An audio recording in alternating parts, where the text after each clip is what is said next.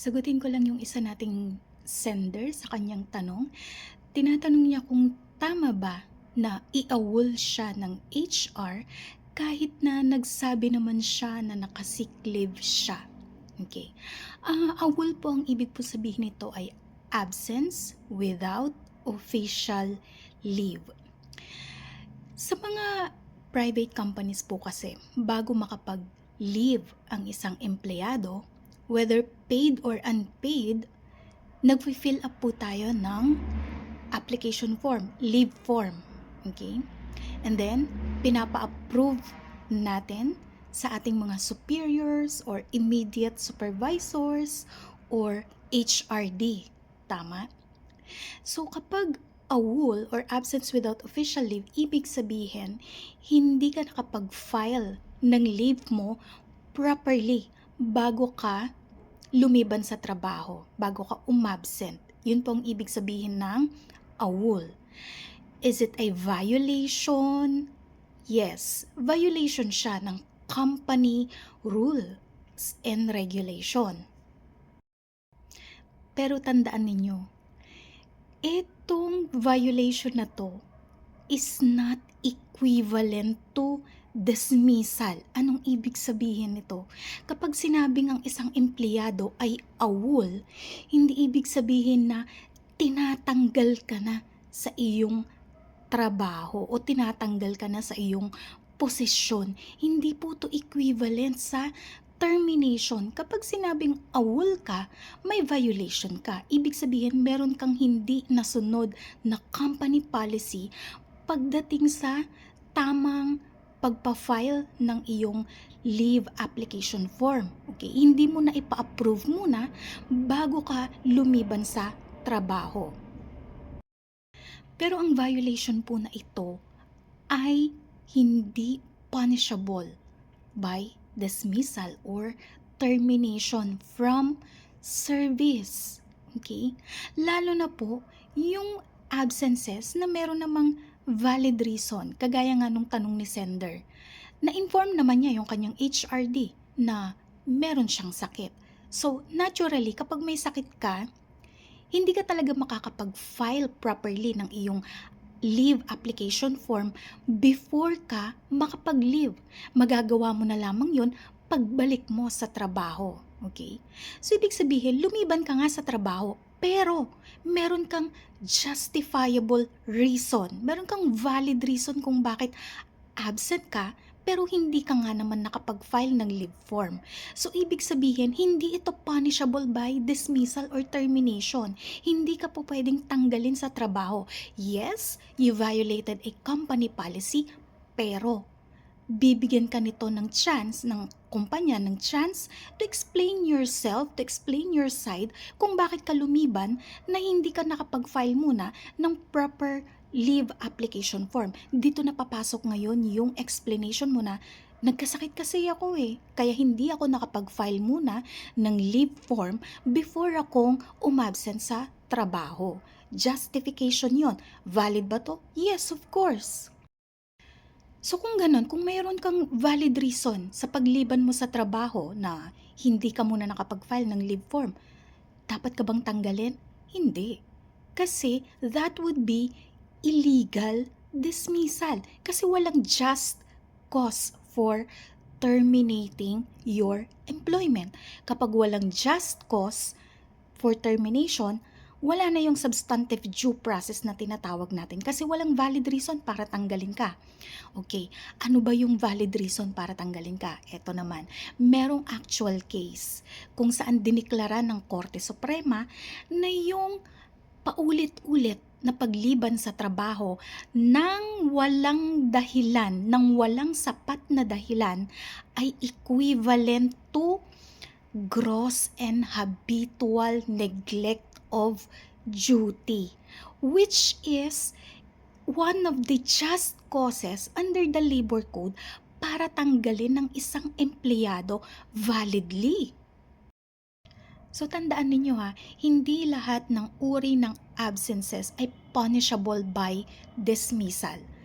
Yung mga pinarurusahan lamang o pinapatawan ng termination ay yung mga absences na walang valid reason.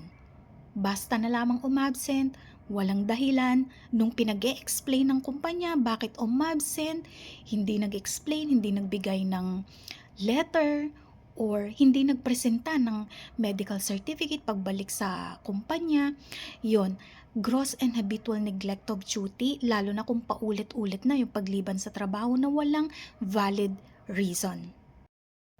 Pero po pwede bang i-argue ng employer mo na dahil nag-awol ka, meron ng abandonment of work, kaya kanya tatanggalin or kaya kanya tinanggal, halimbawa. Okay, ganito.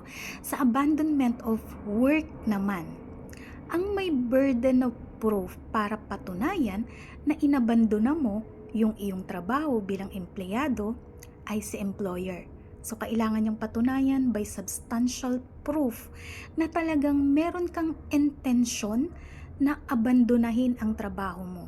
Tandaan mo, yung abandonment of work is an intention na putulin ang iyong employment relationship with your employer.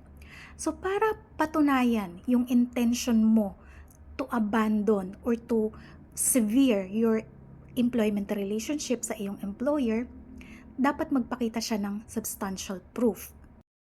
So kung ikaw ang employer ng empleyado na nag-awol at gusto mo siyang i-terminate sa trabaho dahil sa abandonment of work, ganito ang dapat mong gawin. Kapag lumiban na siya sa trabaho, syempre walang leave form na na-file ang empleyado. Sendan mo siya ng return to work notice. First notice. Okay. Kapag hindi pa rin siya bumalik, mag-send ka uli ng second notice. This time, lagyan mo na ng warning na kapag hindi pa rin siya mag-report sa trabaho, maaari siyang patawan na ng dismissal from service due to abandonment of work. Okay. Kapag hindi pa rin bumalik sa trabaho ang empleyado, sendan mo uli siya ng isa pang notice. Notice of dismissal. Okay. By that time, hindi na lang yung awol ang kanyang violation, but meron na siyang intention na putulin ang kanyang employment relationship with the employer sa pamamagitan ng kanyang unjustified refusal to go back to work despite doon sa notices na ipinadala mo sa kanya. So sa pamamagitan niyan, na-prove mo na yung intensyon ng empleyado na hindi na niya gustong bumalik sa trabaho kasi nakailang return to work notices ka na pero ayaw pa rin niyang mag-report sa trabaho. Okay. Now, iba naman yung sitwasyon kapag sa security agency. Kung ikaw ang employer at magsisend ka ng report to work notice sa iyong security guard na nag-awol and gusto mo na siyang tanggalin by reason of abandonment of work, kailangan mo muna siyang senda ng notice to report. Okay. Pero dapat yung return to work notice na isesend mo sa iyong security guard na nag-awol ay dapat nakalagay doon yung kanyang next assignment, yung detalye ng kanyang next deployment, yung schedule, yung address, yung sahod, basta nakalagay doon, nakaspecify yung client kung saan siya susunod na madedeploy. Hindi siya pwedeng general na return to work. Okay? Para masabi natin na valid yung return to work notice. Okay? Pero sa security guard lang yon. The rest, applicable na yung return to work notice. Okay? Etong notice na to ay gagawin mo lamang sa empleyado kung papatawan mo siya ng termination or dismissal from service. Okay, so kailangan mo siyang sendan muna ng return to work notices bago mo siya sendan ng notice of termination. Okay?